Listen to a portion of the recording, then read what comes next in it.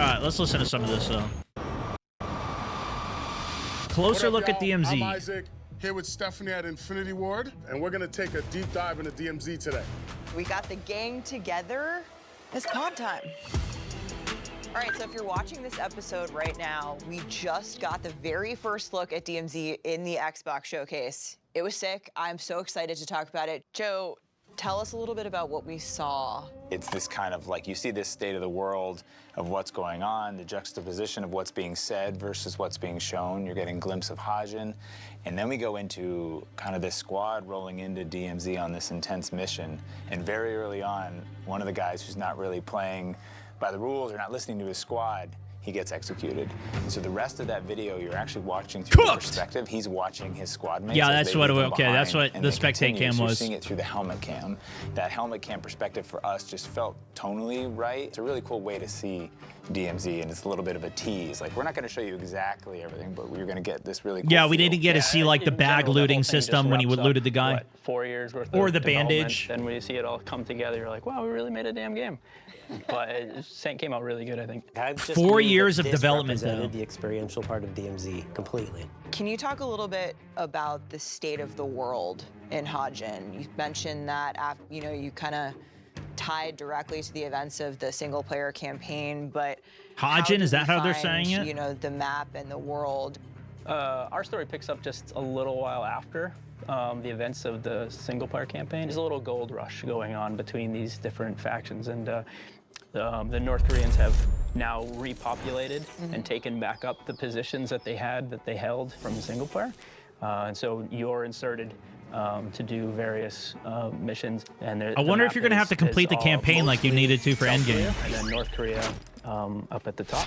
I love and then Russia's in the northeast on the map here. That Modern Warfare universe. Anthony, thank you for the 5-pounder, my man. Still loving the content after all these years. Certainly moved forward since going full-time. Hope the family is doing amazing. Hey, much love, my good sir. Much love. The game. Brandon Blue also. Welcome back, second month on the free sub. Appreciate you. Hajin is a ton of work. Apparently this map is bigger than El Mazrah. The process, like the creative of how that was a pretty big map. That idea and bring it to life. Whenever we make one of these big maps, is Art dead? I don't think so. You don't really have this like where did everybody go? You know, you just jump in and when we made Verdansk or El Mazrah, it's just. So when we started this day one, we started with single player and said, okay, let's create this this place. What's the inciting incident, and use that as a set dressing, as how we design and how we place things, and as a character to make the whole map really interesting. We found through these games that just being able to walk through the world and find these little areas and explore and discover things really added to the gameplay. And if you could just walk through a neighborhood and up into the woods and through some old abandoned broadcast station, Eatworm, thank you for the 22 months. Some farmlands.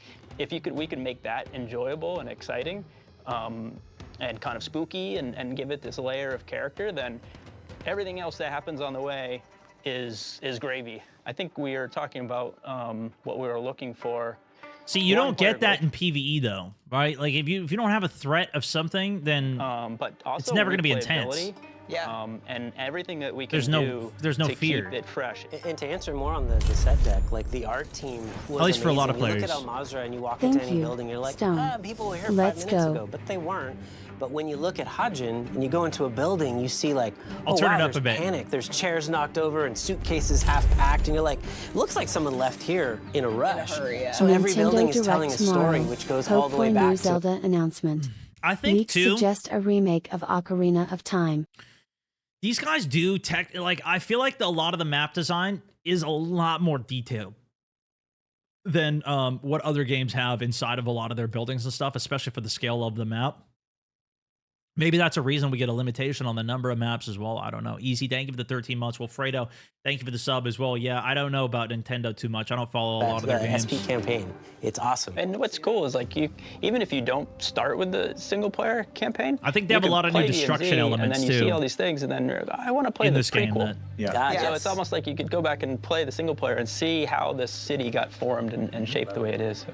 I've also heard that, you know, DMZ is now a living world. How has that been trying to make the world actually alive? I think you've always mentioned when you push the world actually pushes you back. There's a bunch of different aspects to the living world. What's in it? We can start there with the different tiers of AI that we have. Wendy could talk a little bit to the star system and how that works. Yeah, I mean, before that, though, I want to talk about the living world bit where you said, like, why is it a living world? Like, one of the philosophies I've had as we set up the world is we treat the world like an organism, and it's all at this equilibrium. Like, if you just sat back and watched, everyone's just kind of doing their thing. The AI are traveling the map. There's guys getting trained. There's doing exercises. They're doing knife drills and all this. And you're a virus as a player. You're going in and inserting yourself into the space and kind of messing it up. And then the world wants to fight back and like put things back to normal. So that's why it's living. It's this world that's just so reactive to how you are in the space. It's like we're chilling here. We're quiet and peaceful here. Why are you coming to bother us, right? I mean, they're still evil. They're still doing nefarious I things. was about to be like, well, We're more of antibodies. Maybe we're the okay, antibodies. sure, yeah.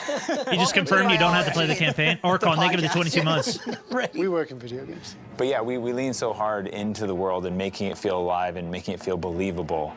And that when you go in, one of the difficulties with the DMZ beta was as soon as you fired your weapon, or as soon as an AI saw you and fired at you, they essentially went loud. They told a bunch of other AI that there's something bad here, and everyone went after you. And so you didn't really feel like you could control the world. And in DMZ, we now have a stealth system that allows you to step out in the open, and as soon as an AI starts seeing you, you get an audio cue, a visual cue. You can hit the deck, you can pause that combat. You can take those AI out, and if you take them out without anyone seeing, then you can kind of control the world. But if you get compromised and you keep killing more AI and you keep killing roaming commanders and whatnot, your star level goes up and the world starts to come after you. They try and get rid of you. So we're really excited for players to engage with this because it does allow them to play how they want to play. But you can also manipulate it if you fade off into the woods, which is a big part of the map, is being able to kind of just disengage. You can use suppressors. There's a bunch of different things that don't really trigger a response. And so you really can kind of determine how much it will push back to you. They had a bit of that in DMZ 1, but a lot of DMZ was just like tons of AI everywhere. They were super easy to kill, but there was a lot of them. And then as soon as you start attacking, helicopter backups would come in and it would just instantly start dumping on you.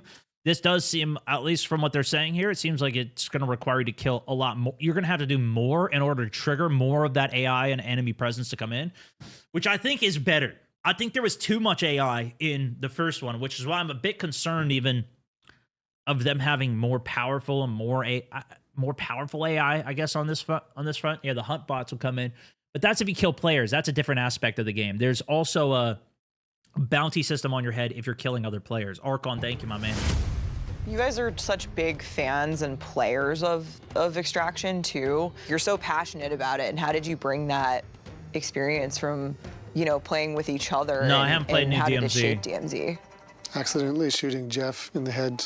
Playing some unknown game. Yeah, in another extraction shooter. I think I have an enemy. Where? Oh.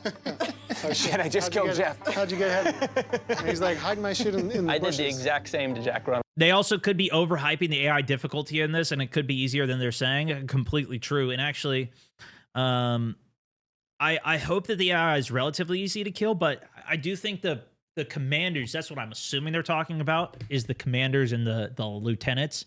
Those ones I would assume are going to be heavier, like harder to kill. Might even take mechanics, especially some of the bosses that were even in, you know, the original DMZ. If you go to down to the Koshi complex, you have to navigate mazes. You have to go into like the NVG area. You actually have to bring or find NVGs so that way you can find the actual key to get into the next room to continue to go. Yeah. So like you shot at you shot at me. I would imagine they expand all of those. I ran ahead and you're like, I think I see someone. Where? I'm taking shots. Yeah. I'll cover you. Where are they from? Yeah. So a goal was to make it. The AI were all juggernauts and you just beam them in the first one. Not necessarily, but I guess in some ways, like even the commander helicopter, if you wanted to kill that, it was just, you know, a giant sponge in the sky, I guess. But then there was like the sniper boss in Koshi and even like the scavenger boss, but you kind of run him over. There's also the radiation boss. I forget the name of him, but the one you go kill inside of the radiation. A bit more accessible. Yeah. Head icons letting you know that you actually have teammates, being able to find a way to extract them. Just try to, you know, kind of make it, The chemist, you know, yeah, that's what it was. more accessible. Yeah. I think one of the things when we looked at, starting DMZ was the different types of players, and how could we build something that appealed to a wide variety of players.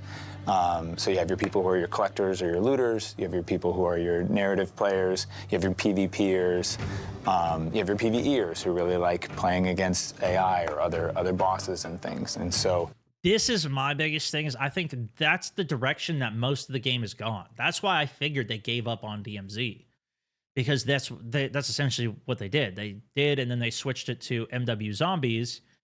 They switched it to Endgame. Was there one in the in-between? Maybe it was just regular zombies. I don't know if they had another type of mode on it.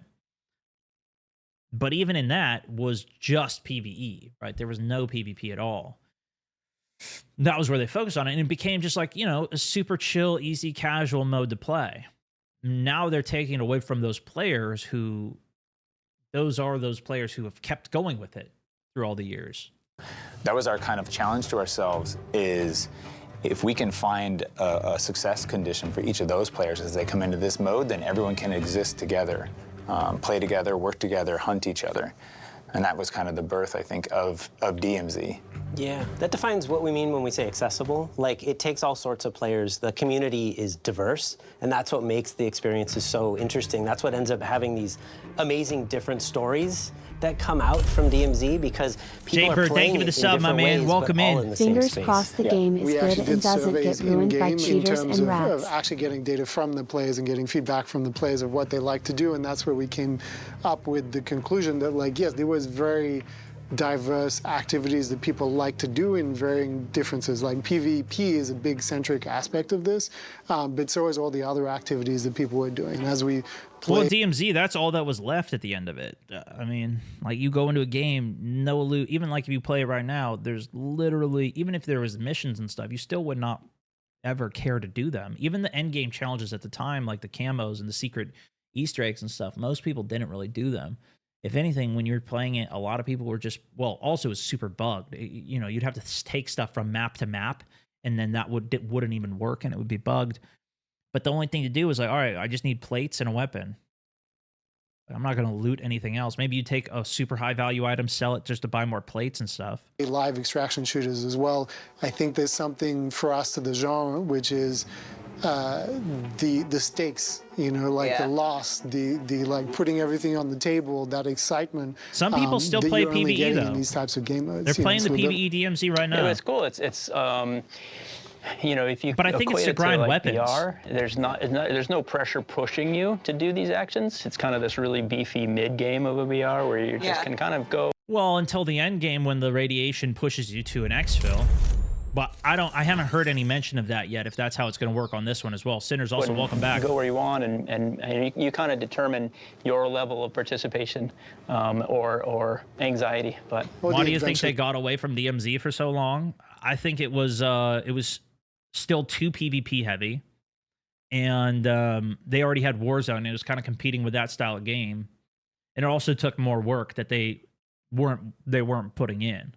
The game, then they had the new game coming out afterwards, so there's no need to keep going on with that. They already have multiplayer working with Warzone, so then that's why they created the PvE world. That's what they took the PvP part out of DMZ, and that's what the game's been for the last 4 years. You still exfil. Like if you go play Endgame right now, you still exfil out of the mode. You still use the same DMZ helicopters. It's still like the same pattern. You still have to extract to not lose your character and everything, right? It's already there. It's just they switched it to PvE. That you want to go, right? And you can change mid-match. Okay, Mundy, I've got a fun one for you. That's where you grind guns.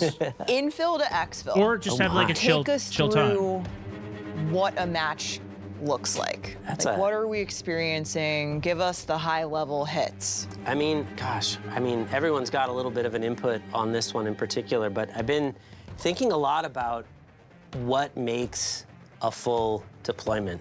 And the crazy thing about it is it's not really a one-size-fits-all. That's the thing. So you infill, you get to choose how you want to infill, and if you've done free roam or dynamic ops or story mission, there's going to be maybe an objective marker on the HUD or maybe not. And it's kind of you've chosen like your level of involvement on where the game's going to kind of tell you where to go. Rando, welcome back. And from second there, month. we kind of go. You're going from point A to point B, whatever. If it's a mission you picked or it's an objective just from the front end. And it's about what you run into along the way. It's like almost like little side quests pop up. And when you finally get to exfil, hopefully you exfil, everyone has a story. And that's the thing, it changes every single time. I mean, we'll have playtests and people come like, I can't believe this thing happened and I did this and the exfil chopper and a rocket came in and knocked me out. And it's like, people are telling stories of DMZ and they're always different. And that's, I think, one of the most amazing things about the DMZ space.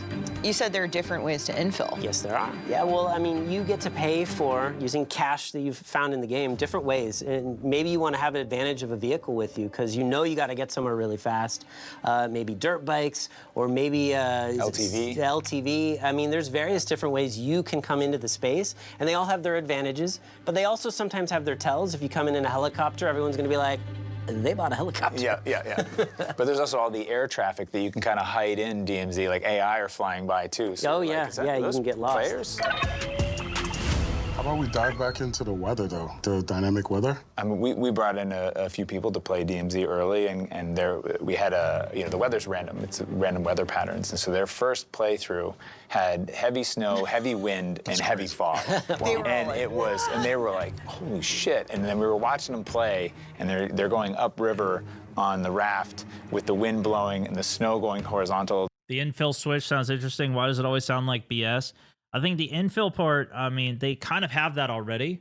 So you could just bring a ton of cash into DMZ and you could go buy the key for I forget what it's called, the behemoth thing, but it's 300K. So it's a ridiculous price. And you got to make it to the actual buy station and then you use it.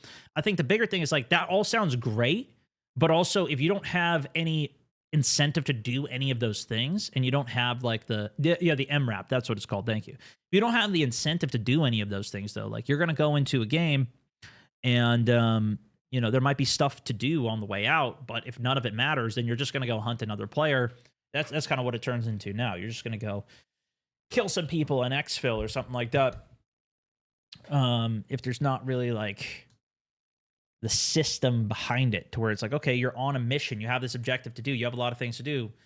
Do I actually want to do it though? And maybe that's how you get, the heli on spawn. That does sound pretty cool.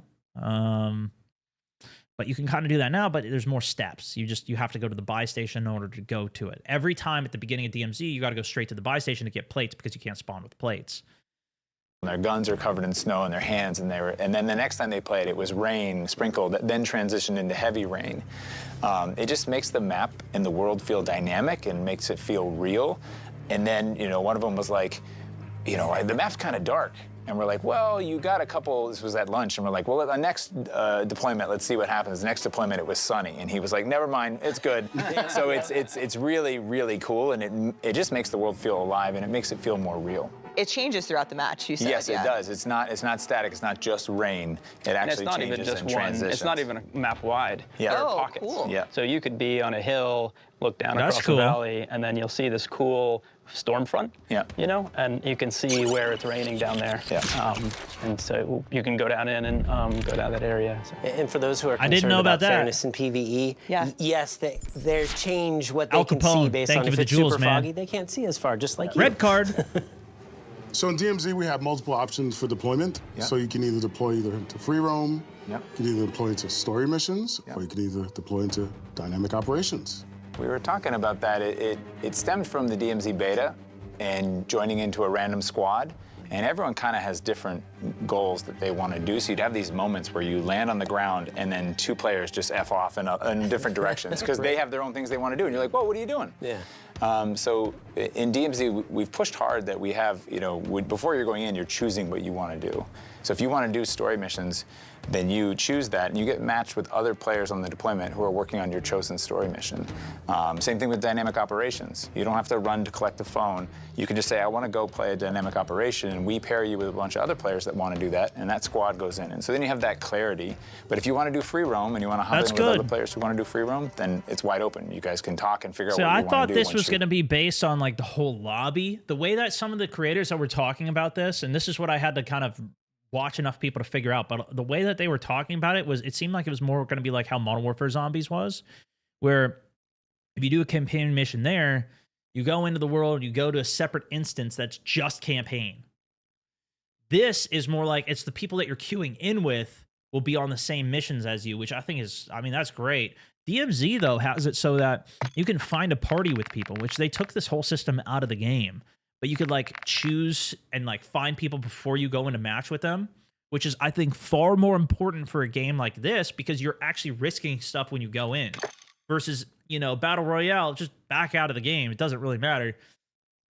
But in this, it does matter. You don't want to go in and obviously get cooked with your best gear, or you can't just back out of a game. You know what I mean? Your boots hit the ground. It's kind of letting you. So I feel like it's still risky to do this, but maybe they'll have a good enough system. I don't know. Before you head into the match. Essentially. Missed the fine party with Mike's. mics. Orders direct you towards those play experiences it was good. Because one thing we learned is dropping you right into the battlefield. Like then the way you learn the game is through dying, and that's not really fun to die and then that's how I learned. Especially how to play. if you lose your gear. Yeah. I know. I mean, It's some different players in are an gonna want to go in extraction. free roam, just like, I don't care, don't tell me what to do, I'll figure it out. But And they for can a still lot do of it. players, it's like, I want to do a story Yeah, mission. in this case, you link up with people that are on the same mission. So you're queuing in with other people in the same mission, not into a lobby that's exclusively for a campaign mission. What this is about. Right. Yep. Yeah. But you still get all of the unknown quantities of extraction. You're even still if with you're everyone doing a else. story Yes, That's the magic this of is it, the you're key. still with And this is what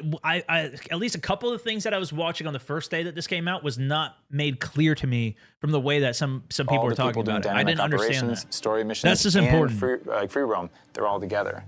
So story missions for us, they're these they're big, important missions that take place in a specific POI. The unique thing is that when a deployment's going on, there can only be one team doing a story mission in each POI. And they're pretty big experiences. One of our story missions has you going to a casino, and you have to drill these the sounded vault. sick. So heading in, I won't tell everything, but heading into that vault, your goal is to get into that vault. You need to get up to the penthouse, but the power's off, so you have to get the power going on. Skipping ahead, eventually But other you players get in, can come you and drill that kill you. vault, They'll probably hear this and, happening. That sounds sick. A bunch of enemies come after you as you're trying to get the cash out, get as much as you can out, and survive. The really unique thing about the story missions is that once you learn that mechanic from the story mission, even if you're not on that mission, you can still go to the casino and do that later on. It's a great way to I get didn't know cash and that. other valuables out of DMZ. And we're trying to take that. That's kinda cool. With each of our story missions, we have another one in a hospital where you're trying to get somebody out of there who's being treated in this abandoned hospital against their will. So we're really excited for people to dig into those, and we feel like they represent kind of a leveling up of what it means to have a story mission in an extraction shooter. Well, what about dynamic operations? Because that's something that's new to Just the fact DMZ that it's and not Modern in its Warfare own 4 as well. instance, like Dynamic MW Ops Zombies came out was. of the Sounds beta. great. And we saw a group of players that just wanted to play contracts. And just that was their thing. They come in, Spliff do a bunch also. of, contracts. Thank you for the next one. gift, So my we man. sat down and we were like, well, what would it be like if that was just the way someone played? How could we make that replayable for every time you come in and play? And that was where the dynamic ops system came in. And you have probably better insight I mean, into that. I think you hit it. They're the grown-up version of contracts. And contracts in the beta were like, you get it, you go to a place, and you're done. And we realized that wasn't enough space to tell more of the narrative of DMZ. So now we have multi-steps to these dynamic operations. Well, it's not just and that. It's also that none of them were worth doing. Maybe the most useful one was doing the hostage contract, but it was also super buggy to even put them on the vehicle and like try and get them out of there. There was like a bunch of tricks you'd have to do, and then it would give you a free exfil if you can complete the hostage one, and you could kind of even leave it baited there. But even that was kind of messy to do. All the rest of them were never worth it doing. This is what I'm saying. There's no point in doing any of them in the first place. The only one that anybody ever wants, well, at least the only one I ever wanted to do was to go hunt other players, was the hunt contract, which was at least good, but there wasn't too many of them. But you could use that to figure out if there's any other players left on the map as well, which was kind of nice. But I'm trying to think, like, I don't think most of the contracts were really worth doing, especially once you could just swipe your credit card and always spawn with the item. It's one thing where we can Sean, tell the thank you for the story 2 months. of Appreciate the Prime. military weapons that are in the field. Which I'm waiting to hear if they ever discuss this again. And if they say, like, hey, we're not going to make it pay to win this time. We're not going to make it so you could spend $20 and have an advantage over people that you can't even. The only way to get a free UAV every time you spawn in is by swiping the credit card. You're trying to neutralize. I haven't heard him mention capture, anything about and that. pull off the field so that North Koreans can't take them. But the other part of dynamic ops that's fascinating is they really are dynamic. So not only by location, but also by how you get to it. So the dynamic ops usually have one main beat. Maybe it's rescuing a hostage, which you might remember was a really fun contract last game. Very easy way to get out of the map. Oh yeah, That was my favorite. Bruno, thank you for the kept 16 that. months. You can still do that. But in this one, it's not just like, oh, there's the hostage over there, go rescue him and take him over there. Now it's like, well, where is the hostage? Okay, so maybe we have to get intel, or maybe we have to break open a safe, and that safe's gonna tell us where the hostage is. But then we get to the hostage, and he's like, well, there's bio stuff over there, and you gotta neutralize that. So take me to the helicopter, and then I'll tell you Why would where... they shut down that revenue stream, though? That's exactly the point. Why would they do that? It would make for a better game. It would make it so that you could actually play the game and unlock these things, so it's part of the actual game path rather than the frustration leading to an in-game solution to figuring out, all right, well, how do we make it so it's more fun and there's more stuff to do in the game? That would be a thing. Make it so you can unlock, you know, something to have a UAV every game instead of doing that, we're going to make it so you swipe the credit card to get a UAV every game. Or you want to get that gun back, instead of it being 2 hours, we'll make it 15 minutes. But instead of making it so it's part of the path to play the game, the only way to do it is to swipe a credit card. So that's like the divergence that, like, I don't know if just people don't understand that. Even when I talked about this in the past, I would talk about these things and be like, the game's pay to win. And people would be like, what do you mean? It's not. This is the best game ever. It's not pay to win. And I'd be like, well, you cannot unlock this feature by playing the game. The only way to do it is by swiping the credit card. You understand? Like, but I would always get a bunch of pushback on that. But I don't think people played it long enough to even, like, for it to be a big enough issue. Like, hence, I don't, at least I haven't heard about anybody talk about that yet either. For all of the aspects that they basically took DMZ down that rabbit hole that, you know, I haven't heard them say they're not going to do that this time as well. But that would lead to a better game. Like, if these things, instead of swiping, were part of the actual gameplay loop, would be better, in my opinion. And it's just this unfolding story every time. It wasn't that It's just bad. a little Yeah, that's bit what I mean. different. A lot of people defend Another way to it. think about it. They think it's better to swipe the credit card than to have it be part of the game where you can, like, unlock it, or you could do something to get any of those things in the game. Even somebody in chat saying, As well you know as, what I mean? It's just, as you it head is into what it DMZ, is. how long do you want your play session to be, right? Like, you might want to head into meaty story missions with friends that takes a bit longer versus, like, hey, I want a quick hit going through dynamic ops, or I want to do this very specific thing in free roam that might be 5 minutes, might be as long as the match time runs. Talk to us a little bit about dedicated progression. I know that's a lot. I mean, the thing we keep saying about DMZ is that it's a game within a game, and we want it to be a real extraction shooter. And so early on, we decided to give it its own progression. So any XP that you're earning in DMZ will rank up your DMZ rank. What that does is it unlocks new stations in your fob, it upgrades those stations, it unlocks new content for your stash, and much more. So even if you die, that XP still goes. In DMZ Beta, we had the active duty slots, and those are back now. But that operator that's in that slot, as you play with them, they're ranking up. And as their rank goes higher, their dog tag quality increases, and you get trait points that you can spend on traits to customize that operator.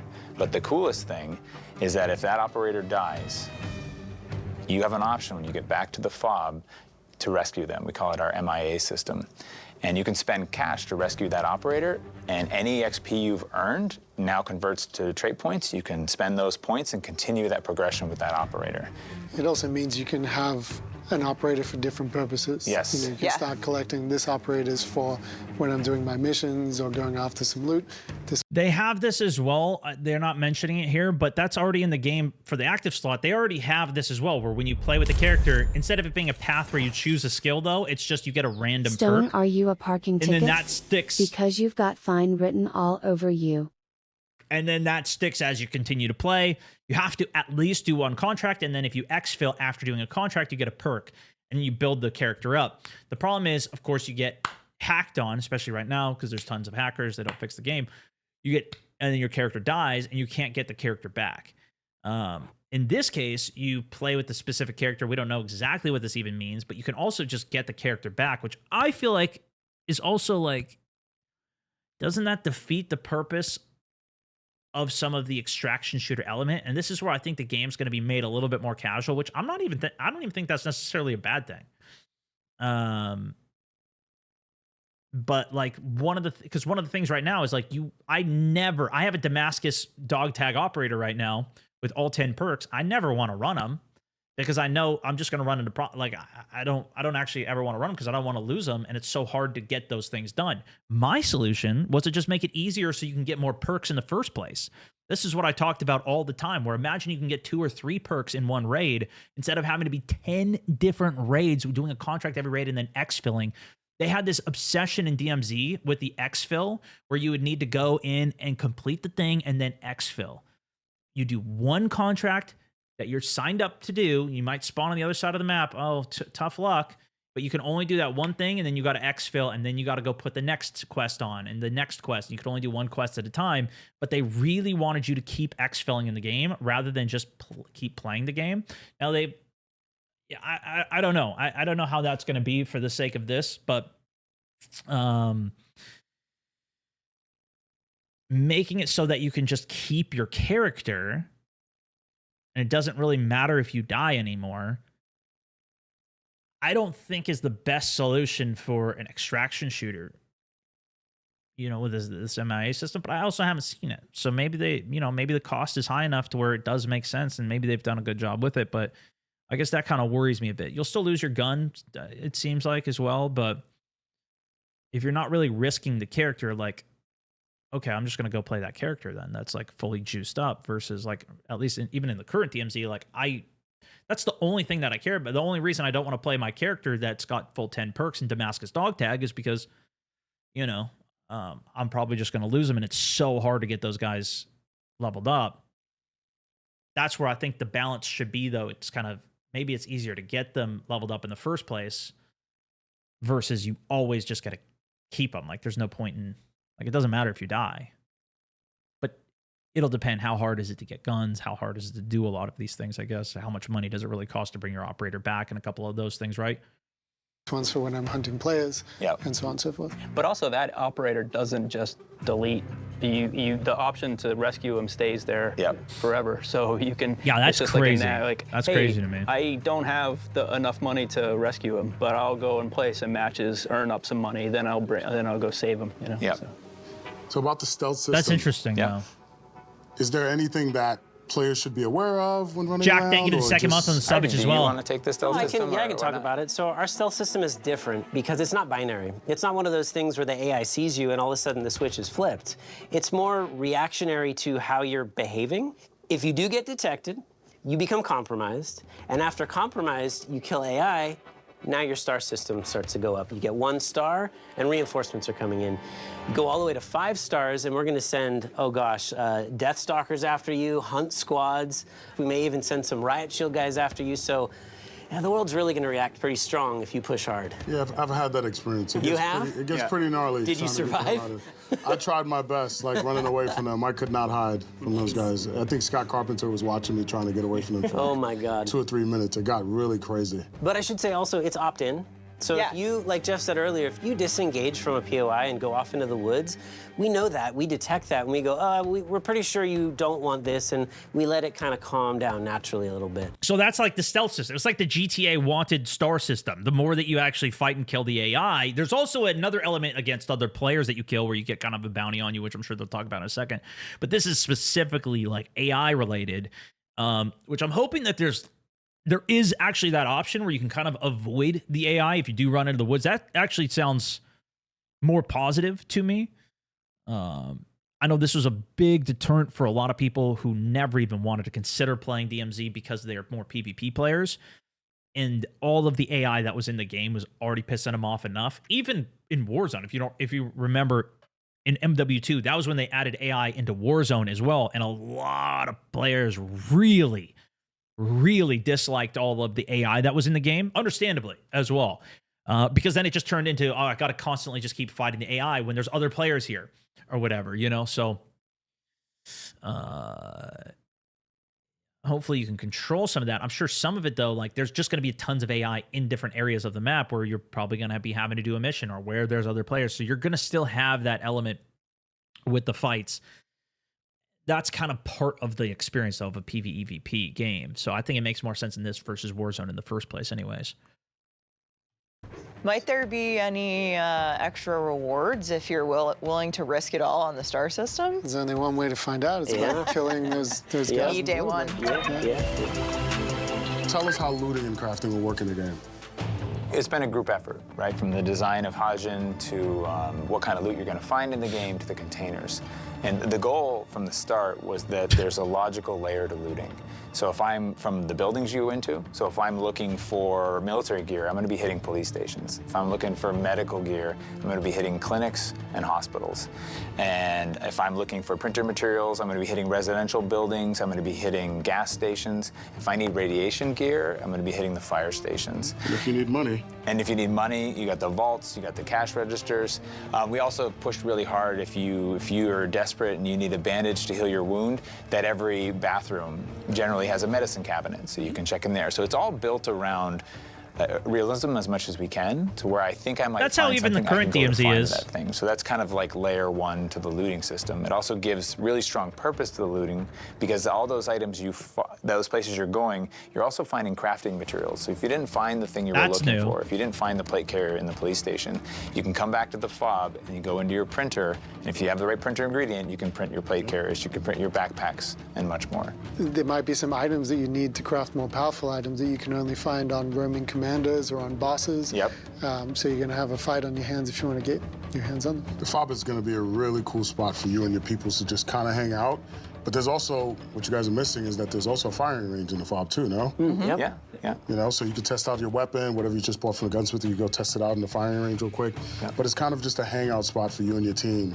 You don't have to deploy immediately, but you can kind of just chill in there before you guys are ready to deploy. Yeah, I do like that. I think that's going to be good. Fun, and it's cool to run around. And when people are waiting to deploy, they're sliding and jumping. Yeah.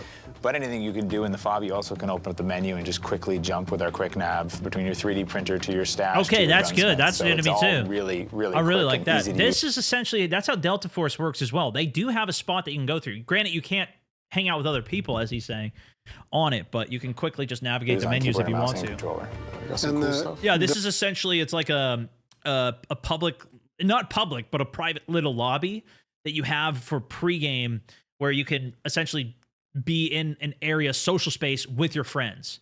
But it's not just a public one that anybody can join into.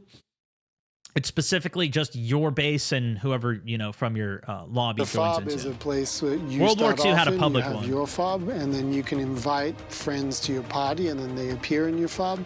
But it's just you and your friends. It's not exactly anybody else. Yeah. Tell us about the different tiers of enemies that you're going to face in the DMZ.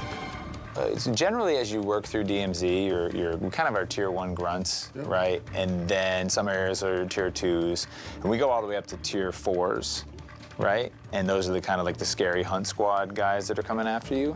And then a layer on top of that are our lieutenants. Our lieutenants are very dangerous AI. They're never alone. And then Mundy should talk about the next layer of that, which is our roaming commanders. Oh yeah, which Jack mentioned, roaming commanders are going to be the hardest, and we really are looking for entire squads or even multiple squads to take these guys down. We have drone swarms, death stalkers. Yeah, so another one of our roaming commanders is the Juggernaut, and we bring the Juggernaut back this time, and they have depleted uranium rounds. And those rounds will absolutely melt your armor. They'll also melt your vehicles. I mean, they will take them out so fast. In fact, I was testing out some of these mechanics locally at my desk, and I forgot that I had spawned a Juggernaut, and I'm in a helo going past it, and it just melted my helicopter. It was done. And I didn't have a parachute, so I fall to the ground and I'm dead, and I'm just like, well, I guess that works. Didn't have a parachute, so he was dead. You don't have a built-in parachute. That's news. I highly doubt, to chat your point, I highly doubt that you're going to be able to trade stuff in that public FOB space. That seems insane to me if you were able to do that. Because then that's just like RMT. You run into so many other problems. But not having a parachute guaranteed everywhere you go completely changes the game. That is interesting. And then the most powerful one, I think, is our tank. And the tank has main gun, which will take out your vehicle in one hit. Yep. And then an MG on the top, which will take you out when you're on the ground. Holy. It's got reactive armor, so even if you have an RPG, it might not do that much. And of course, it's got loot in it. You want to kill this thing to get specific loot to craft specific things in your fob. So sometimes you have to kill it. Yep. And Didn't one just hit somebody in the chest? Yes, or something? yes. We were testing AI, and the person was running out the front window, and they mantled just as the tank came over the hill, and it was like, woof, just straight in the chest. Quickly had to apply the tourniquet and get back up. The tourniquet's actually something that we should bring up as well. Yeah, That's a good point. We were also looking for ways to help players who want to play solo or by themselves, in terms of being able to like get back up in the game at least once. So the new health system that the team designed is you have 150 health, but then if you get knocked down, you can sacrifice 50 health off your health bar to basically apply a tourniquet to yourself and get back up. Now you have 100 health, but you need to find a med kit or a bandage in order to restore that last 50 health. So it's a way to soften the blow when you go down and let players get back up and be able to play more in the game mode and experience a bit more. do you have So they didn't specifically say that self-reses are back. Self-reses were a massive part of DMZ as a whole, but this guy's saying that with the tourniquet system, you can just self-res at any point. This is something that I talked about in my video too, but okay, I'm dead, I'm just going to bring myself back to life, but I'm going to be injured. I'm going to have less health. Did I understand that correctly? 50 health. To health system that the team designed is you have 150 health, but then if you get knocked down, you can sacrifice 50 health off your health bar to basically apply a tourniquet to yourself and get back up. Now you have 100 health, but you need to find a med kit or a bandage in order to restore that last 50 health. So it's a way to soften the blow when you go down and let players get back up and be able to play more in the game mode and experience a bit more. Do you have self-revives, or is this sort of replacing that? No, self-revive is something you can have on top of that. There you Wow, go. awesome. So that's going to give you a lot of... So there's a self-revive that's built into the game, but there's another system where if you do not have a self-revive, you can still tourniquet yourself and self-revive, even if you don't have a self-res, you can still self-res, but it's going to cost you 50 total base health. So you don't get as much total health, but you can still make it to an exfil, for example. Which is kind of, I think they're probably going for kind of like what you would expect from even from Arc Raiders, where it's like you crawl to exfil, but in this case, you don't even have to crawl to exfil. If you get knocked, even to an AI, you can just keep on, I assume you could just keep on self-resing or tourniqueting yourself, even if you don't have the self-reses, and still make it to an exfil, even if you're solo. survivability. Yeah. In so many of these other Just extraction very shooters, like interesting. you go down and you're either That's yelling it. for help or it's game over. Yeah. And so we like the idea that the world is hard. It's really hard. But we give you a little second chance. So we have a system in DMZ that's really going to engage any type of player. Talk to us a little bit about the bounty board, Jack. Teamwork, make a dream Bounty work. board is something I'm extremely excited Mountain about. Man, welcome to the idea squad. For it is that as you killing players, as you do, you're going to start accruing a bounty over time until eventually we're going to have leaderboards where we can call out every week the top bounties in the world. We're going to be able to say every week the ones that have survived, the ones that have died. We can call them out. and then you as a player can decide, hey, I want to play as a bounty hunter and I want to go hunt these people that have Yeah, bounties this on does their sound head. sick. If you get really high in the bounty kind of spectrum, you can get to the place where your position is actually marked on the map. So for somebody like myself, I'm excited about it because it can kind of be on the map and it's kind of just like, hey, come hunt me. It's a little bit like putting a contract on yourself where it's like saying, mark me as a target, and then invite everybody to come fight you, essentially. So you're also going to have the player killers, like they're the taking out those bounties. Yeah. But to your point earlier with active duty slots, you can kind of customize your setup to maybe have a couple different builds for that. Right? Totally. Yeah, you could have an operator that you've equipped as your bounty hunter type that you're going to go chase after other players with. I think it's important, though, that all of this, we also want that, like, players are a source of cash. They're obviously a source of whatever they're carrying on this. So, Ricky, thank you so much for the huge 1K, brother. Printer and other systems in the game. You can interact with the world. You can interact with players. There's various different ways to acquire what you need in order to move your fob up, or acquire the gear that you want, or craft an even better weapon. So all those systems kind of interplay with each other to make the DMZ universe. What's the single, feature or element of DMZ that you're just all super excited for players to get into? I mean, just exploring the map to me is, I want to see how people fight in it. Yeah. We've designed it so that the center has a lot of foliage, more foliage than we've ever been able to do. And when you get in there and you're having firefights, it just looks like something out of a movie. More foliage than we've been able to do. But being able to, be in a little suburb, kind of feel too much pressure, and then just fade into the woods. You feel like some action hero that just kind of goes, rogue and runs off. So I'm excited to see how many crazy firefights and stories just come from the map itself. I mean, I'd be surprised if it's 6 months. There's all these little secrets that Jeff and his team have put in there. I like the idea. I enjoyed. There's a care package hanging off the side of a skyscraper, and I had to like jump down and hopefully land right on it to get the loot that was inside. You go into what you think is a sewer tunnel and it leads to a secret base underneath. Like, there's a lot to explore on the map. It's really exciting. And it's massive, right? This is one of the biggest Depends maps what the you guys have ever post-launch made, support right? is. It is the biggest. They still haven't biggest talked map about- that we've ever made. You guys, we've all been at this for Endgame almost 4 years, maybe type of longer, right? experience. With Although I DMZ think that's what the PvP is that's what the leaderboard is kind of like, an endgame side of it. beta. As a fan, I would love to know, like, what are some of the cool stories from the process of development into now that you'd like to share with some of the folks out there?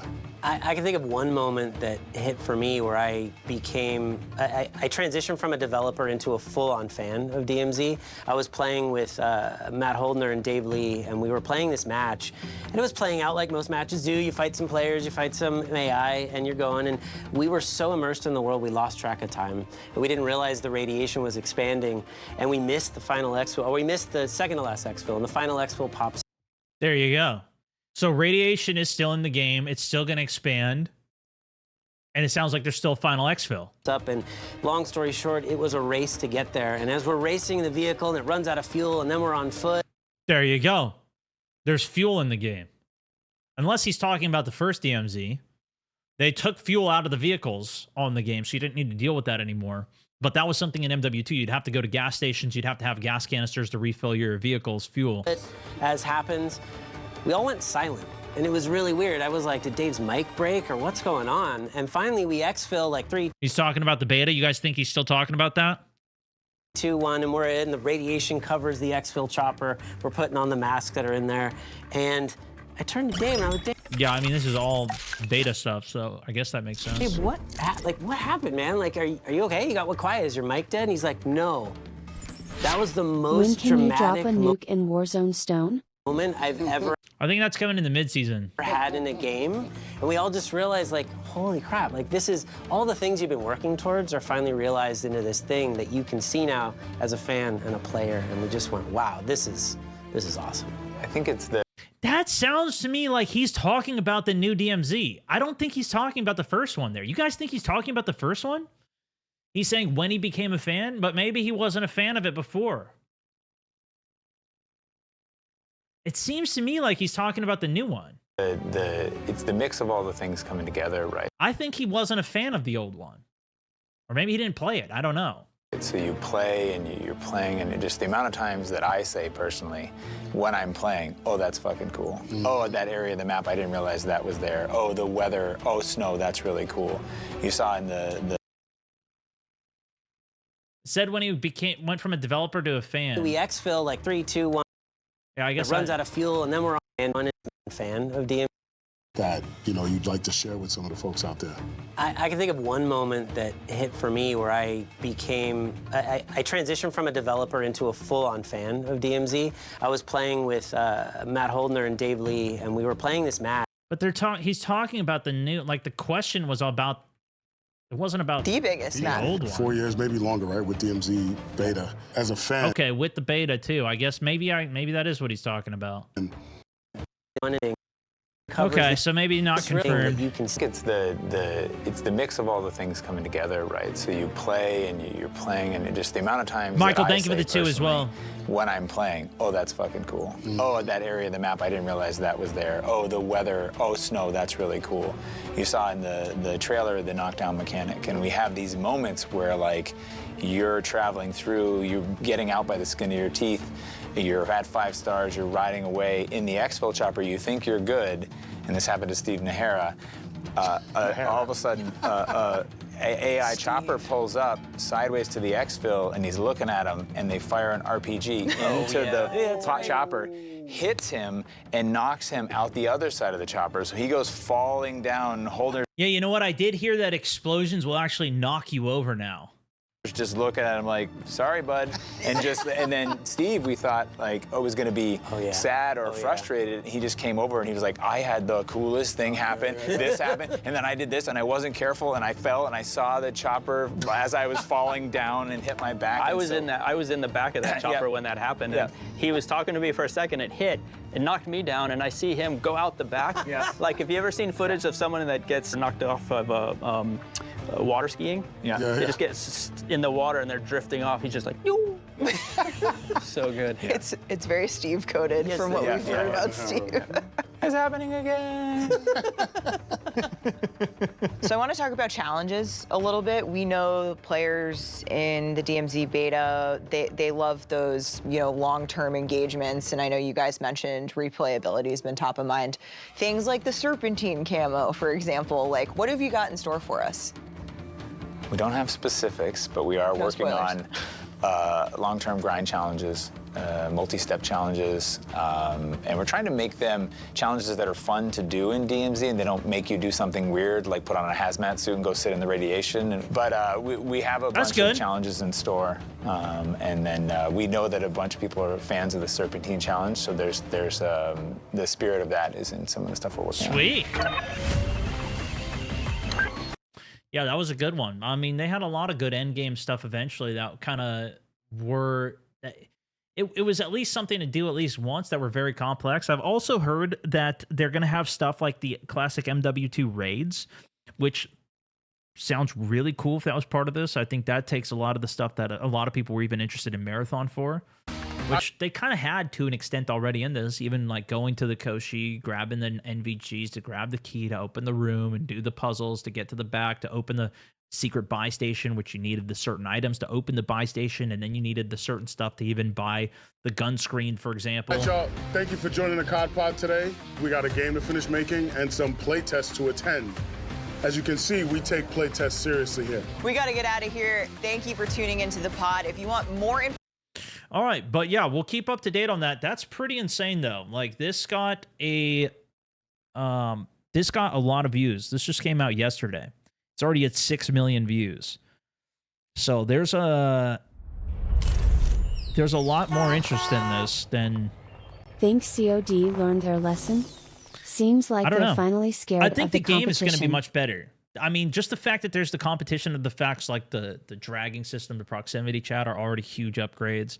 Having the fob, I think is actually something that a lot of these games have not done. So that's kind of the innovation the biggest innovation that I've seen on this front, at least. The dynamic quests seem interesting. I think there's a lot that actually is going to be really cool here. It's super, super like up my alley. This all sounds great. I guess I'm keeping myself hesitant on some of it. I'm keeping the expectations relatively low for what it's going to come out to be, as well as I think the longevity of it in terms of, I imagine this is going to be an epic couple, month and month after, maybe, month 3, but then maybe not, because that's also going to be when Christmas is around. Usually they take like the holiday break, and I'm not sure if we're going to get a bunch of content after that for this. Now, it is part of like the paid version of the game, so I think, a lot of you guys are also asking about cheaters. They didn't mention anything about it. I think that even just having a $70 game that to play an extraction shooter will be a much bigger premium to play this game versus what pretty much any of the other ones are. Even like Warzone and the current DMZ, this thing is free to play, right? So that's one of the reasons I think you see so many cheaters in it. But if it's a $70 game that every time somebody wants to play, they've got to do a new $70 game, assuming that is the case, then that will also deter a lot of cheaters off the rip, because it's just going to be a lot more expensive for them, every account costing that much. So, I mean, we'll see, but I think, it could be a strong launch with it. And then the thing is, with it tied into the main game as well, though, now you're also looking at it from the perspective of, once this thing comes out, we've got about a 6-month window before they start working on the next Call of Duty. Like right now we're in June, and we're not talking about new end game features for their current extraction shooter that's PvE only, right? We're talking about the next game that's coming out. So I would anticipate the same thing this time next year, 2027, June. It's not going to be about DMZ anymore. It's going to be about what's coming in Black Ops 9 or in Modern Warfare 5. Maybe Modern Warfare 5 would be the next game. Maybe it's an expansion on this. Maybe they keep DMZ going and they have a new map and like they start expanding on that. That'd be sick. But then are they going to do the carry forward for all the stuff that you buy? There's going to be a whole bunch of other questions that come up again because of this yearly cycle that they're on. So we'll see.